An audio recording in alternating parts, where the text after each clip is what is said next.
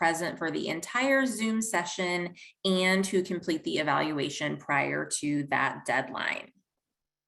The title of today's shortage series is Building a Healthy Work Culture for School Psychologists. I'm pleased to introduce today's speaker. Shannon Henderson currently serves as the LSSP team lead for Frisco ISD. She received her MA degree in school psychology in 2000 from Stephen F. Austin State University. She worked in Denton ISD for 14 years, holding the role of lead LSSP there for 2 years. This is her 10th year in Frisco ISD and 5th year as team lead, supporting a team of 40 LSSPs and 2 interns. Shannon's advocacy for the LSSPs on her team, you will hear about in just a minute, but just to give you a little summary, she helped to almost double the number of positions, obtain additional salary stipends, and implement remote work opportunities. She's created written team procedures, helped establish a specialist level internship program, and has served on multiple committees to develop department and district-wide procedures and policies. So thank you so much, Shannon, for being with us today and sharing some of your district practices with our audience. That's a mouthful. You've done a lot. That's amazing. So we will start with some of our questions. And so if you could, just to help us set the stage, if you could talk a little bit about Frisco ISD, its demographics, number of students, diversity of students, how many LSSPs you all have, just to kind of help provide some foundation for our listeners, that would be great. All right, awesome. So Frisco is the 10th largest school district in the state. We have just under 68,000 students at 75 campuses. We have 43 elementaries, 17 middle schools, and 12 high schools, and then 3 special program centers, which is our early childhood school, our career and technology center, and our student opportunity center. We have 2 more campuses opening next year. We have just under 8,000 students served in special education, which is about 11%, and we have just under 900 currently under referral. So we are busy. Frisco ISD consistently makes the list of being one of the fastest growing districts in the country. We typically add between 2,000 and 3,000 students, new students each year. Kind of to put it into perspective a little bit, 30 years ago in 1993, Frisco had under 2,000 students and only 4 campuses. So we definitely are fast growth. Families come from all over the country and the world to move here to make Frisco their home, as you can see with some of our ethnicity breakdowns in languages and other demographics here. So right now, as of this year, 40% of our population is of Asian descent. We have 30% white Caucasian, 13% Hispanic, 11% African American, 10% emergent bilingual. We have 88 different home languages represented in our district. So we really are a melting pot of different cultures. And then we are 14% economically disadvantaged. Just acknowledging, we have a very different profile than what you see of many of the large districts in the state. Right now we have 41 LSSP positions, and we currently have 2 interns, plus many educational diagnosticians, speech language pathologists, and behavior coaches. In Frisco, LSSPs are primarily responsible for completing evaluation for students suspected of autism, emotional disturbance, or other health impairment for ADHD, as well as a portion of the FBAs. We also provide special education counseling and behavioral consultation. We do have our diags complete the evaluations for specific learning disability and intellectual disability, and they also run our meetings. And then we have a lot of behavior coaches that help support behavior, and they also complete FBAs. So in the recent years, we've had a lot of fast growth, not only in the district, but on the LSSP team. 10 years ago, when I came on board, we had 14 LSSPs, and today we have 41 positions. Kind of to put it into perspective, when I joined the team, I had 5 campuses, 2 middle schools and 3 elementary schools, and 3 of those campuses had centralized behavior classrooms on them. Today, almost all of our LSSPs have 2 campuses, and we've halved our ratio since that time. Wow, thank you for sharing that. Just the rapid growth. And I'm sure you'll talk about that a little bit too. So to paint the picture, because I know that y'all have done a lot in Frisco ISD, can you talk a little bit about that point at which you knew that some things had to change and how you went from some of your previous practices to some of the things that y'all are implementing now? Absolutely. With those numbers that I threw out there from 10 years ago, you can see we really had untenable caseloads. There was a overall rapid growth of student population that really outpaced our hiring. During my first few years as an LSSP in the district, we would add 1 to 2 positions per year, but we were opening 4 and 5 campuses per year. So we weren't ever quite really, we'd catch up a little bit, we would take a step forward, but then a step back, because what would happen, even though our campus assignment for a few of us may reduce from 5 campuses to 4, just the growing emotional and behavioral problems among students caused the number of evaluations at each campus to continue to climb. So even though we had fewer campuses, the additional referrals really led to negligible changes in caseloads. Essentially, we were faced with more than what we could feasibly do within a workday. Most of us were working almost every night and every weekend. We were hit with a lot of physical and mental health issues. Our relationships with our family, our spouses, our kids were suffering, friendships, and just other personal impacts of that. We lost a lot of employees due to burnout or other opportunities in other districts with lower caseloads. We kind of had this moment that this wasn't miraculously going to get better, and something had to give, because it was not okay for us to keep working like this. And so I became lead LSSP in 1997, and I kind of realized that we were kind of using incomplete information to increase staff. So it was kind of like, oh, well, we're opening 4 new campuses, so let's add an LSSP. And it really wasn't capturing the whole picture. So again, we were making gains in decreasing the campus to LSSP ratio, but a data dive revealed that the number of evaluations for autism, emotional disturbance, other health impairment, for ADHD was increasing at 10 to 20% each year.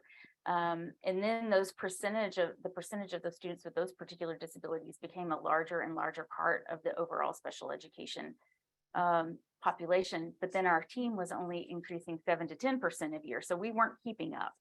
So what happens is I just began to send data to our special education administration team at the time, just showing these numbers and showing the comparisons from year to year. I also would provide lots of information on the NASP recommended ratios and what our current ratio was. I shared information about the length of time it takes to complete the different type of evaluations from start to finish. For example, comparing an other health impairment evaluation to an autism evaluation, where we also suspect emotional disturbance and other health impairment, there's a huge time differences in those two. And it's also a big difference between what other evaluators may be doing. But if you think about an evaluation from start to finish, hopefully, ideally, you're attending the MTSS or 504 committee meetings where the referral's happening. You're meeting with a parent to review notice and give informed consent.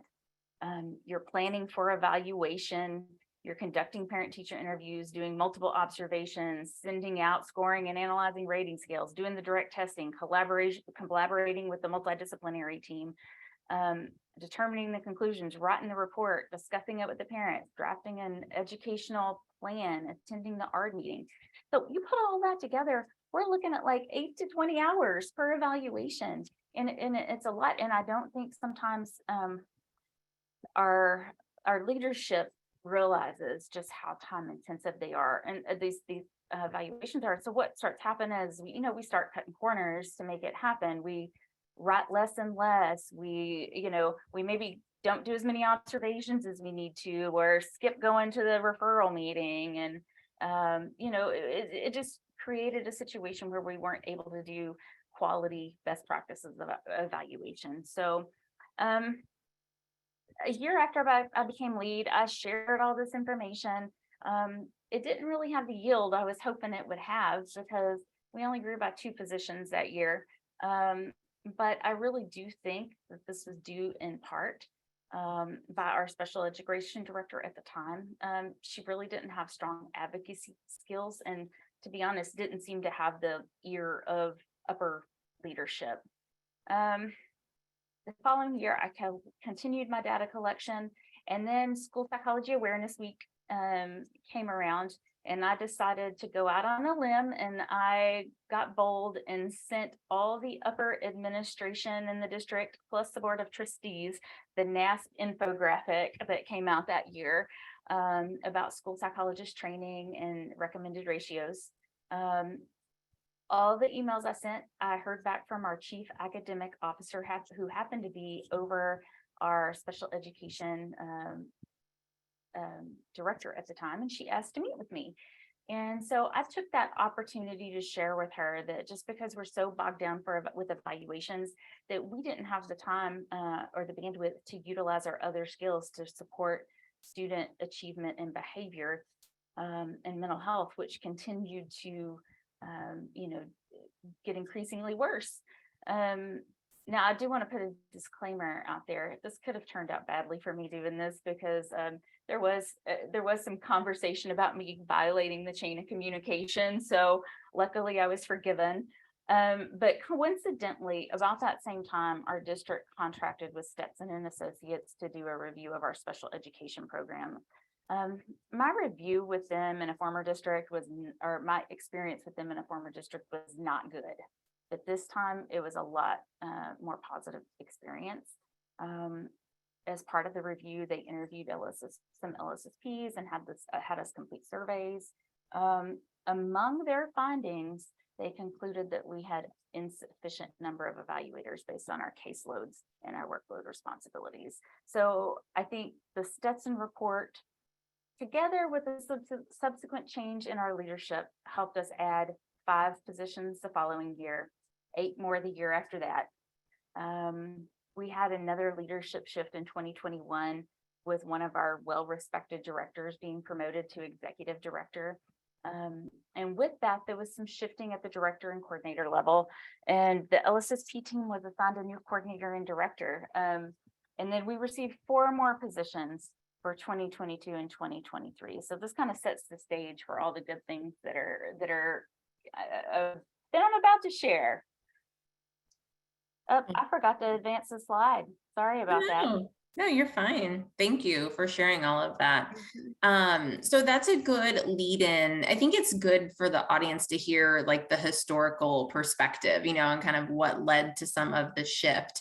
So obviously you all have added a lot of positions. Can you tell us a little bit more about some other things that you have going on to just support the well-being of your team? Because I know that y'all are doing a lot of different things.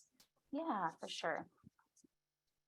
So the first thing, I just fiercely advocate for anything that affects LSSP, sometimes like a bulldog. And it's not just me. We have multiple other LSSPs on our team who are just as fierce in their advocacy. A shout out to we've got our TASP president, Jenna Becker, that's on our team, and she is not shy about voicing her opinion and her thoughts and her perspectives and advocating. We have Juliana Burchell, who's the Social Justice Committee chair, who also shares concerns. And we're just all consistent in our messaging. As I already mentioned about the position, I still continue to gather and analyze data trends to present to this leadership team, just to justify adding those positions to just decrease caseloads.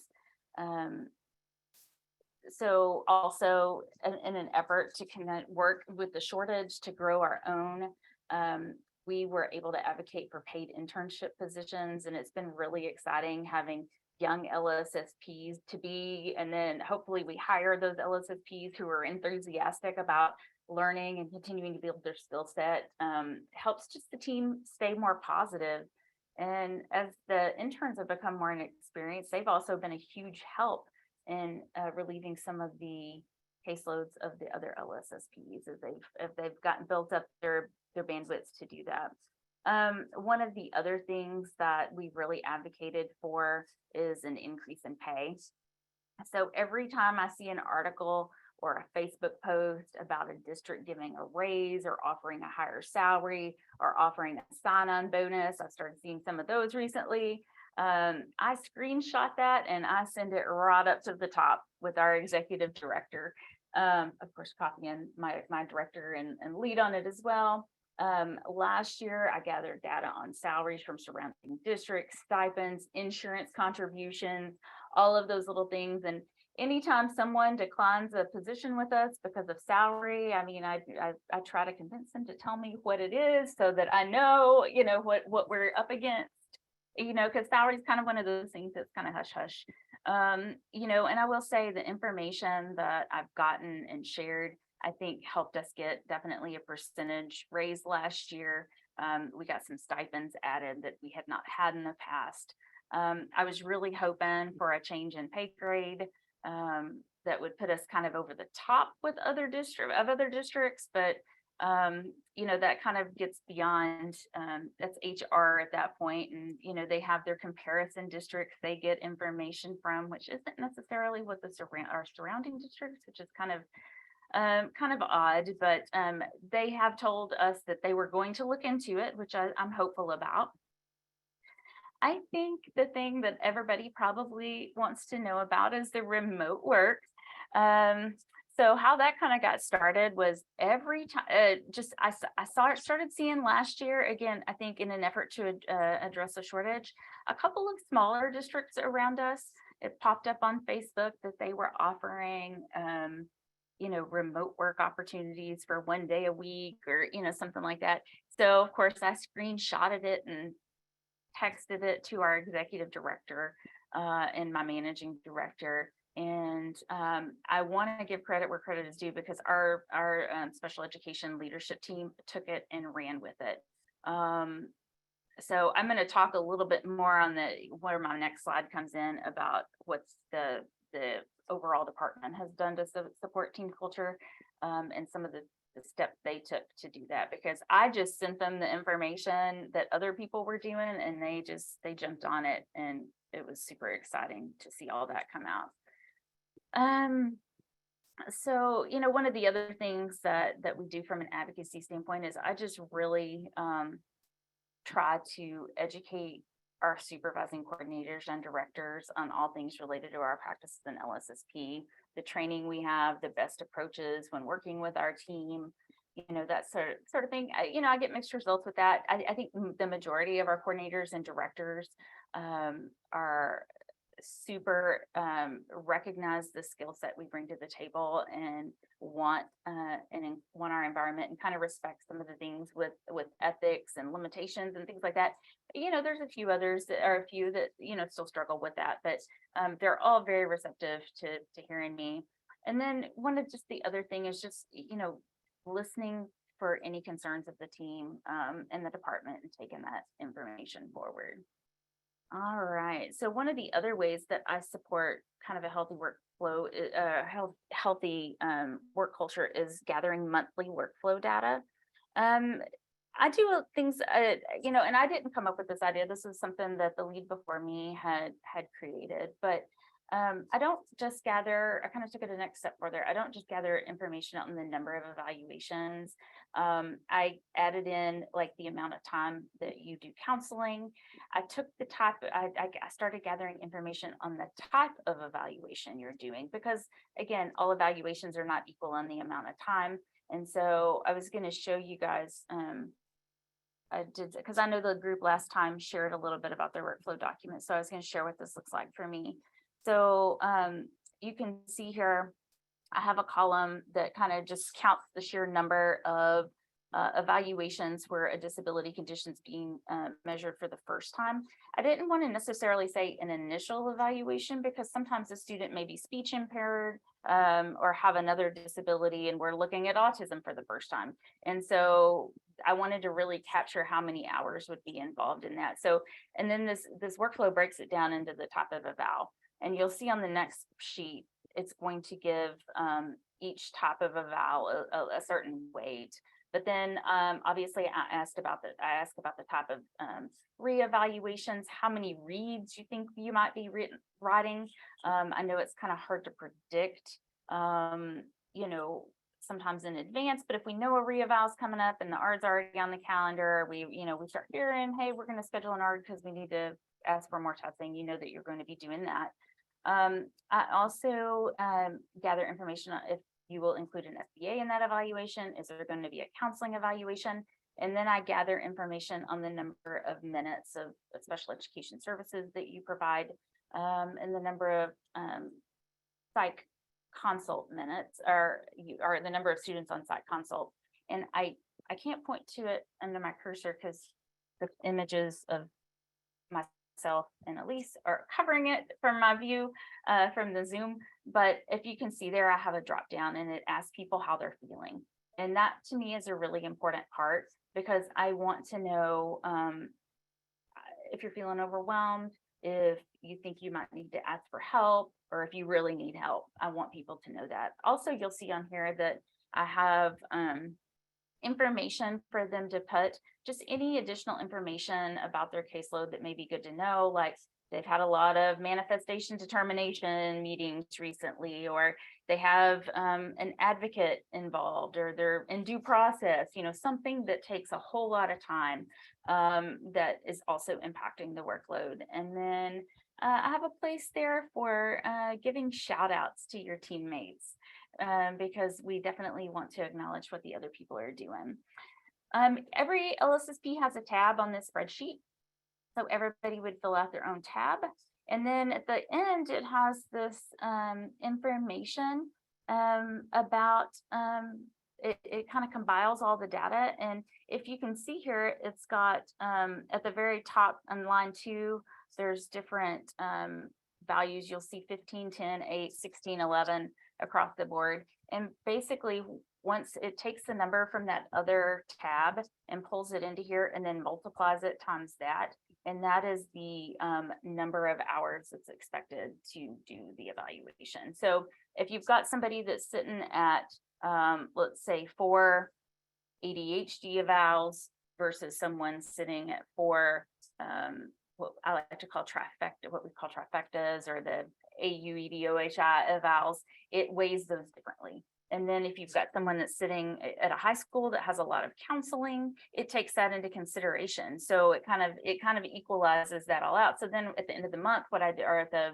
so right now, for example, I just sent out the workflow for June because we're getting consents that are due in June. So at the end, I look at the numbers and then I see, whose numbers are high, whose numbers are low, who said they need help, who's feeling a little overwhelmed, who has the bandwidth to help. And that's kind of how I match up on the workflow. I don't automatically take cases from people if they have high numbers. It's just if they feel like they need help, because sometimes people's bandwidth to do things is a little bit different. I have some people that are kind of consistently sitting at high numbers and they're like, no, I'm good, I've got it, and they really are good and they've got it, so I don't want to, and that some people are kind of possessive over their cases and they don't want to give it up. But I do try to monitor, like, okay, this person may not like to ask for help. So, I'll go in and have those conversations. Your numbers look a little high, and I know you didn't ask for help. Are you sure you don't need help? And, try to offer something, or even take a case from them if they need to. So, let's see. Can I ask a clarifying question, Shannon? Because this might get in Yeah. the Q&A. Are they filling that out? Did you say monthly? And is it proactive? So you said like now you're doing it for June because people Yes. know what is coming based on when consents are signed and things like that. Yes. And then that way it gives me, so for example, as soon as that last day that we're getting consents for something like, okay, so last Thursday was the last day we got consents for June 30th about. So as soon as that came, I sent that out just so we can proactively give help. So, because it's kind of not great to tap into people for help, but then give them not very much notice, and they have to, their schedules are built. They have to figure out how to squeeze that in. So one of the other things that I've done, which initially wasn't super popular, but just increasing the frequency of the LSSP meetings, from every 2 months to monthly. During that time, during the LSSP meetings, I communicate LSSP specific need to know information, and then we discuss information that's disseminated at the department meetings. And then we also provide some professional development. But one of the other reasons I feel like it's been good to do it monthly is that we have time not only to celebrate accomplishments, big and small, but we get to build relationship with our colleagues. Because one of the things that's happened as we've grown so fast is we're not all housed together anymore. And now most of us are housed at home. So, we don't get the opportunity to get to see. But one of the things I think is to see each other very often. But I think one of the things that is really important is if there's not a whole lot on the agenda and workflows suggest we need the gift of time, I'm not hesitant to cancel that meeting, so that people can work on their stuff and they're not sitting in unnecessary meetings when they really need to be doing other things. Just a few highlights of a couple of other things that I feel like I build into that time to help build a healthy work environment. At the beginning of the year, I structure an activity where everyone gets to meet everyone else, and they get to spend, even though it's just a few minutes, because we have so many people, kind of a dedicated time talking to each other and getting to know the other person. So, and it's a kind of like a round robin kind of situation. It's kind of cool. Our new people probably get overwhelmed because they meet so many new people, but it just kind of helps put a name with a face later. One of the other things we do is monthly recognition meetings, where we, acknowledge the really cool things that are happening in people's lives. Like, at our last meeting, we had an LSSP who she's in a band, and her band released a single, and that was pretty exciting. So we got to, celebrate that. We shout out contributions to the team and the department. And then we nominate and recognize a team gem. And that team gem stands for going the extra mile. I should have put it on this slide. I took that idea from our whole department thing and started bringing it to the team level too. One of the things that we did last year, we set a goal as a team to work on improving our self-care. As part of that, like in the meetings, I tried to build in some kind of intentional time to think about some self-care activities that you were going to engage in for the following week. We did a deep book dive into the Resilient Practitioner, which was something that was recommended, I think, by one of the Region 10 people that had come and spoke, or that had spoken at Region 10. I tried to make it wasn't so much, again, a book study as it was just kind of coming up with a structure that we could dive into it for one day and share the information out with the team. So I thought that went pretty well. One of the other things that we do I think is really helpful is we have a coverage calendar. I didn't take, I'm not going to take credit for this. This was one of my former LSSPs who suggested this, but every day of the year is assigned to an LSSP and we rotate days, and it's about, we do it 4 to 5 times a year, and we kind of block out that day. And we use that day to help cover if anybody's out sick unexpectedly. We have meetings that need coverage because they're out, that sort of thing. And then if nothing comes up, then you're good. But having that college coverage calendar was so helpful during COVID, where all of a sudden you were out for 10 days. And we kind of used it to help people finish evaluations and to do all of that. So that was something that I think has, even though it's a little bit of a burden on the front end to have to drop that on your calendar, on the back end, when you're out and you need somebody to help cover for you, it's super kind of release some stress of having to be out. The other things we have built in, we have 2 times a week. We have opportunities for case review. We have new employee mentoring. And then we have support for new LSSPs. That was something new that I came up with this year because I started thinking about my own training, years and years ago. Back then, you had to go down to Austin to take your jurisprudence in person. It was only offered twice a year, so you were often an LSSP trainee, which we don't have anymore for a really long time. And then back then they had the rule you had to be supervised for another year post licensure. So often, like my generation, we were not only did we get the year of internship supervision, we got supervision for 2 years after, up to 2 years after that. But our newly licensed people are getting out and you're done with internship, peace out, bye, and they're not provided with any more supervision. And so I really wanted to provide not necessarily supervision, but kind of a mentoring and group network for those people as well. I will admit, time's kind of gotten in the way, and some of the scheduling, some of those has escaped me, especially this spring. But it's something that I definitely want to revisit next year because I just see a lot of burnout in those first 5 years with people.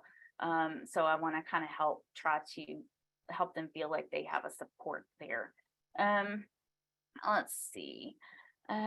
Just seeking input from the LSSPs, just on processes, procedures, also on their campuses, what they would like, which ones they don't want to go back to, which people they don't want to work with, what populations they like, what their passion projects are, to try to see if I can find a way to build that into their caseload.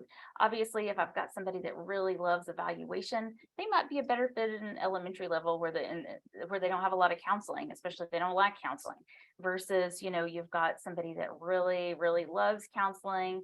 They're going to probably be a better fit at our secondaries because they're going to have more of that into their caseload. So let's see.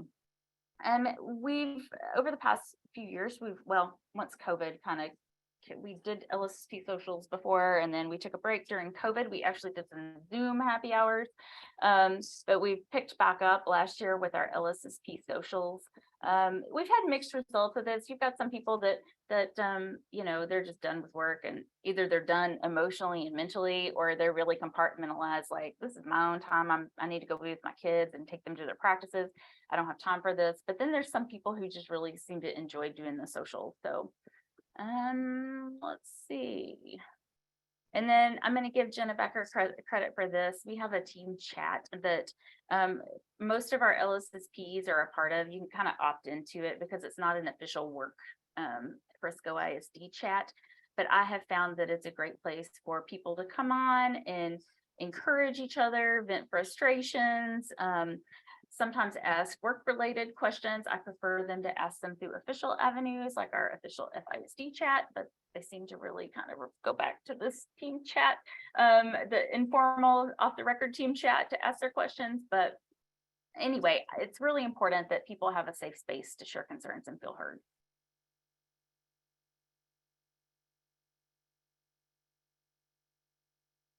All right, current department actions to support a healthy work culture. So our special education leadership team has made recruitment and retention a department goal.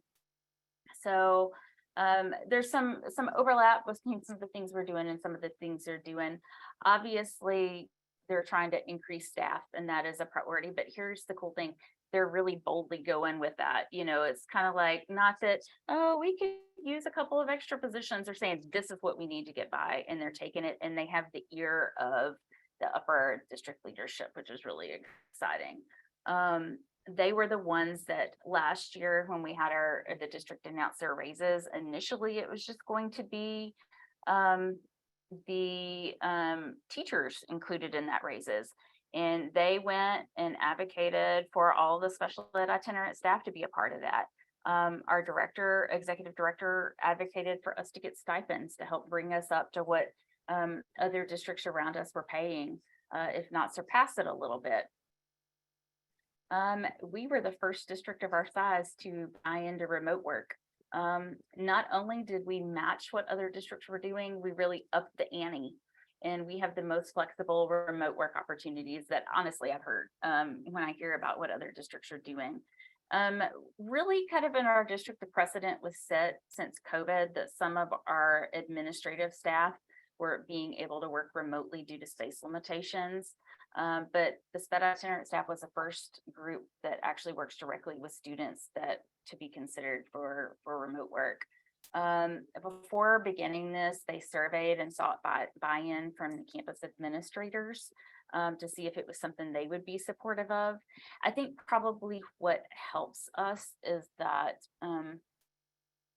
because we've been so bogged down with evaluations over the years, we haven't been like the boots on the ground for helping support behavior in the moment, if that makes sense. Like we're not, I mean, sometimes we are, but not always called in when a student is having a meltdown, and we're not the ones coming in and doing the restraint for the most part. So that's what our behavior coaches, and we have 4 teams on trained on each campus.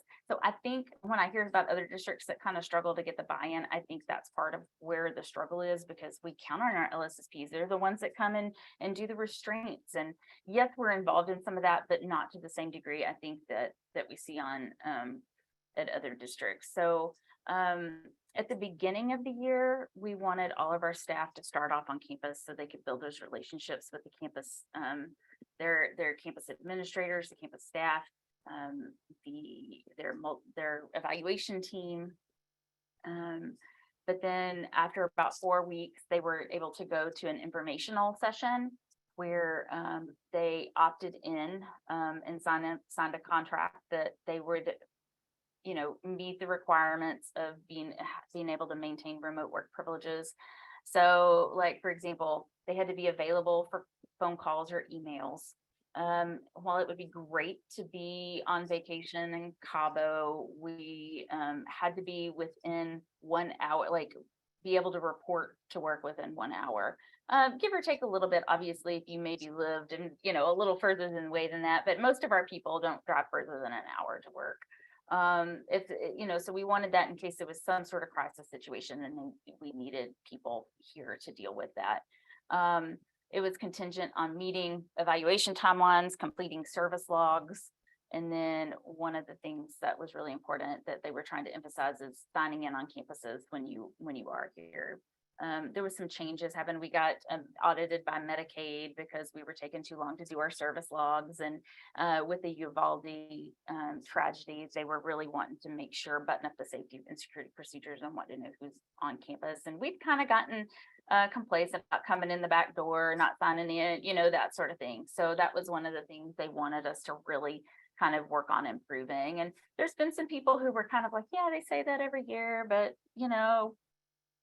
they're not going to probably check because they haven't in the past. Well, they've been checking this year. So some people have had like warnings, and even there's been a couple of people that have gotten their remote work temporarily taken away just for a short time to kind of like, I'm serious about this. You need to do your service logs and sign in because Medicaid is getting mad at us, that sort of thing. So one of the other things that our department is really doing is kind of trying to promote a family environment and a focus that working together, we can do a lot more than kind of working in a silo.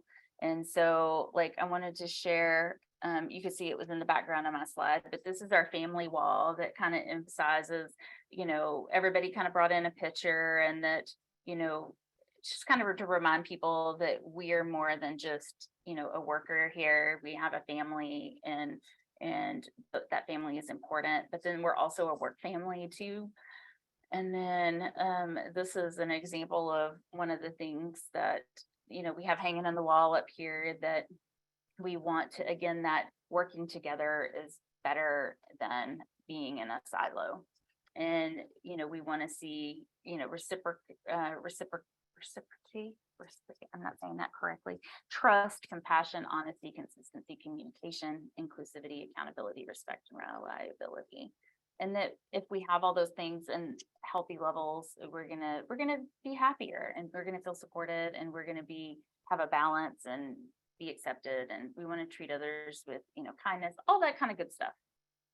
So, one of the other things that we've worked on doing is doing quarterly special education department socials. Initially that it didn't go over super well, just due to the day they were scheduling it. And so they moved them to a PD day, which we're getting more involvement in that. But, again, some of the happy hours after work were kind of a bust, but, I think overall, since they've moved the time, they get more participation. People were just too busy to leave, their campuses to come over for that. As I mentioned earlier, they do quarterly recognition of department gyms who are recognized for going the extra mile. We do annual climate surveys and periodic temperature checks throughout the year. Here's, I think, one of the biggest things that has made a huge difference is that we've made actionable steps to improve communication and accessibility with our leadership team. Our executive director that we have now was well liked. The upper administration got feedback from us on what qualities we were looking for in a director, which was super exciting. But he's one of those people. He has kind of an open door policy. And he usually gives personal responses, even though we have 350, more than 350 people. He sends out weekly and bi-weekly updates. He giving shout outs and making humorous, self-deprecating, but in inspirational messaging. We have had monthly department meetings, which is such an improvement, because unbelievably, we used to have no department meetings, like zero. So we maybe had a beginning of the year ones, but that was it. So to go to monthly was something that was different, but it was really helpful, because now we get consistent messaging, because that was a really big source of frustration, that we would all get different messages and it wasn't consistent. And then we have individual campus campfire meetings, where we talk about campus, all the itinerant staff that serve that campus get together to discuss, student needs and things like that. One of the other things that has been had some unpopular consequences was just we've changed the supervisory structure to provide consistent messaging. So each LSSP now only has one supervising coordinator they report to. What was the downside of this is some people had to make campus assignment changes to make that happen, because it was a supervising coordinator for each of those campuses. So that one has kind of had mixed things, but we are at least now getting consistent messaging versus getting information from two different supervisors, if that makes sense. Yeah, no, I think that's great. I think just the length of your slides, just all the things that y'all are doing really shows how you're really trying to advocate. I kept hearing the word advocate and communicate and culture and family. I think all of those are just phenomenal. I want to be cognizant of the time, because we have about 10-ish minutes, and I know we have a few more questions to hit. So can you just talk briefly, and then we'll get into kind of challenges and things about how you all are kind of evaluating? I know you said temperature checks and things like that, but how do you know that these things are effective and being successful for your team? Well, this is kind of, the remote learning is kind of new.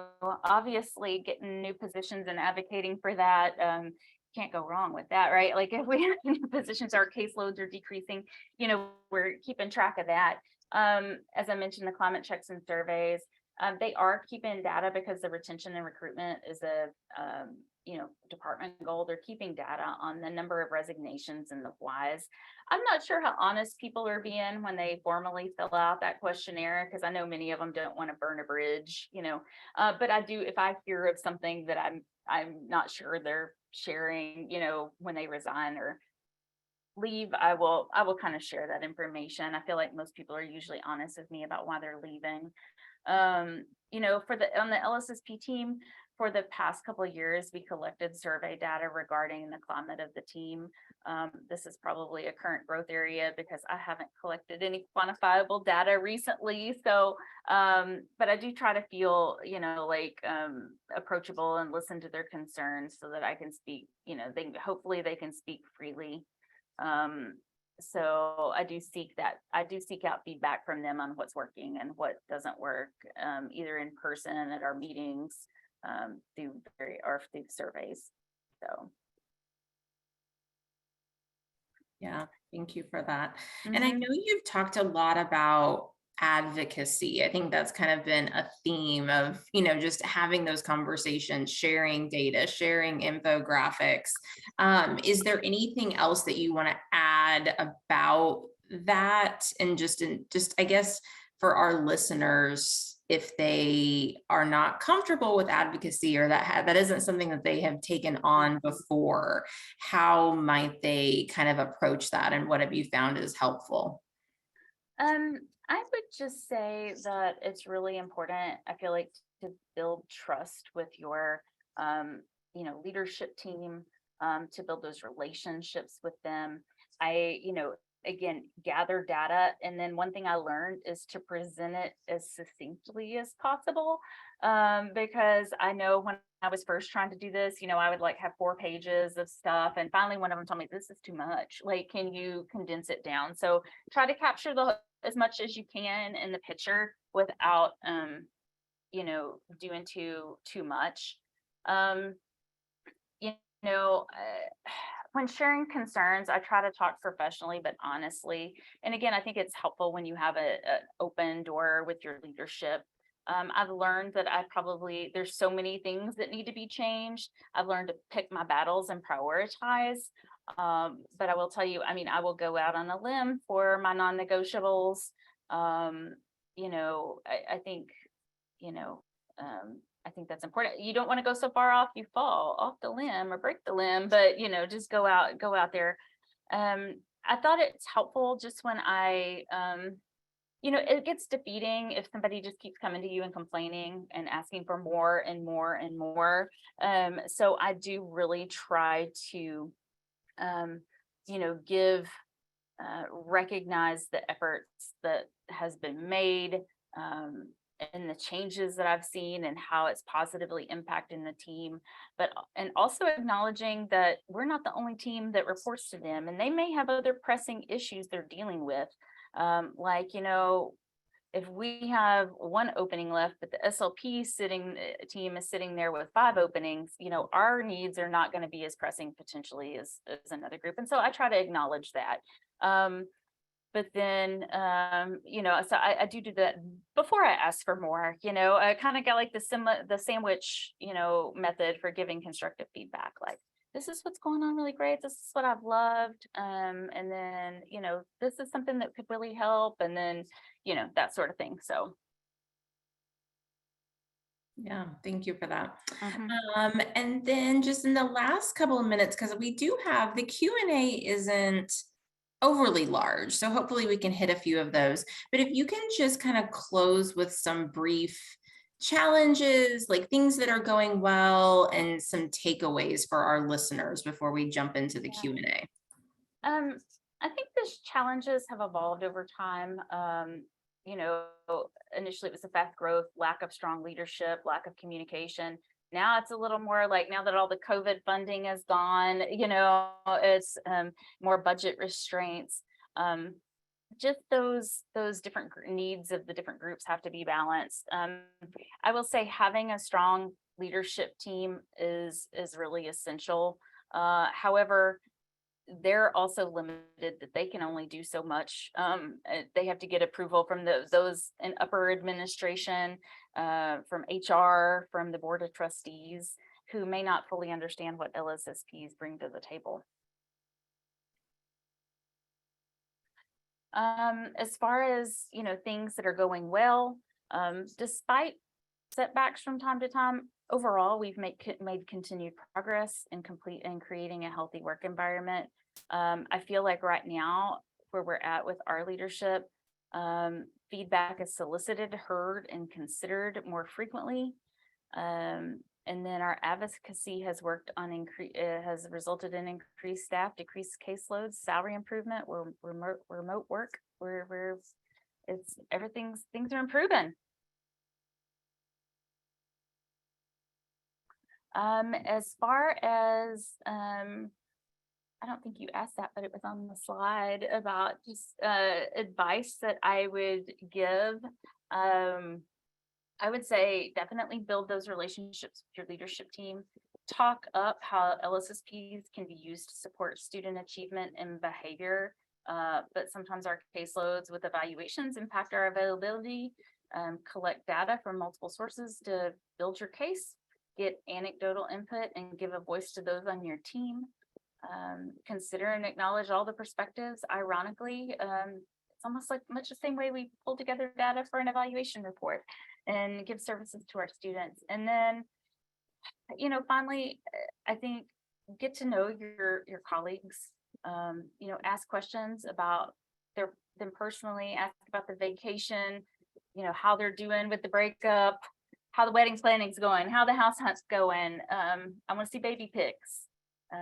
Celebrate their personal and family successes, and be approachable to hearing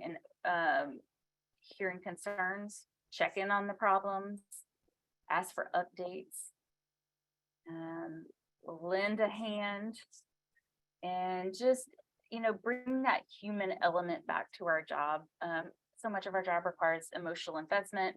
When we're dealing with our own struggles, it's depleting, and add to that, TAs super unforgiving with missed timelines, which can translate to districts being unforgiving with missed timelines. So there's not much wiggle room for taking the time we need to deal with our own personal struggles. So with that understanding that your teammates and your colleagues, supervisors included, are imperfect humans with problems like everybody else that affect our interactions and work production from time to time. And instead of criticism or a cold shoulder, offer positive presumption, grace, and compassion, not only to other people, but to yourself also. All right. They're great last words. So we have a couple of minutes and then I will be sure to flash up the CPD code because I know that everybody wants that. So I'll try to hit a couple of these kind of bigger questions. Okay. So somebody asked on the spreadsheet that you showed that your staff fill out, can everybody see all the other numbers? And if so, does that cause any comparisons or difficulties between the staff? Yes, they can. And I think maybe from time to time it does, but in general, I think, because then I do go along and I follow up with those people with higher numbers. And then I do, ask, I can take these off your plate. I can reallocate them to other people. Now, one of the things I've noticed, over time, if we start to continue to see low numbers, I may tap into individuals to be like, okay, you know what, your numbers this year are just kind of not what we expected. That caseload, those two campuses together, maybe are not light. I'm going to need you to kind of maybe help out this person at their campuses because their numbers are pretty, low. Are pretty high. So yes, they can. And there may be a little dissatisfaction, but overall, I don't think people haven't complained about that. Mm-hmm. Good. Thank you for sharing that. A question about remote work.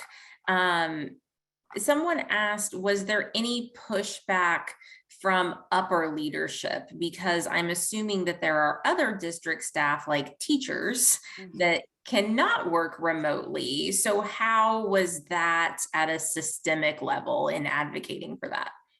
Yeah, now I will tell you, I know they had some conversations because I wasn't a part of that district upper administration conversation. I know they put together a couple of proposals, but in that they talked about how much time that we spend on paperwork versus direct time with students.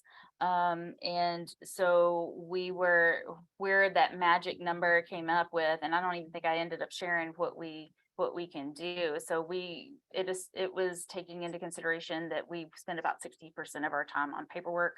So we have the opportunity to work from home up to 3 days a week, knowing that we're gonna work on paperwork and things like that at home. Now weeks it's going to be less, some weeks it even might be a little more, and there's a little bit of flexibility there based on the campus needs. You do have to be in person for direct testing, counseling, in meetings where the parent wants you or is going to be present. We want the LSP to be present as well. If the parent is doing Zoom, you can do Zoom. Now there's some campuses where the administrator prefers to have in-person meetings and encourages that, versus other campuses where the administrator is, like, let's have as many Zoom meetings as we can. So it just kind of varies depending on the campus. Yeah, no, that makes sense. Thank you for that. Mhm. I recognize that we have 60 seconds. So we do have a couple other questions in the chat. What we will probably do is we will make sure to log those. If Shannon is willing, she can type some responses and we can make sure to get those to you. So I want to, first of all, thank Shannon, and someone in the chat also said big thank you. It's fantastic to hear all the things that y'all are doing in Frisco. Thank you for just sharing your time and your expertise and all the great things that y'all are doing. Thank you to the moderators behind the scenes for answering some questions for us. And thank you all for your time and participation today. It is greatly appreciated.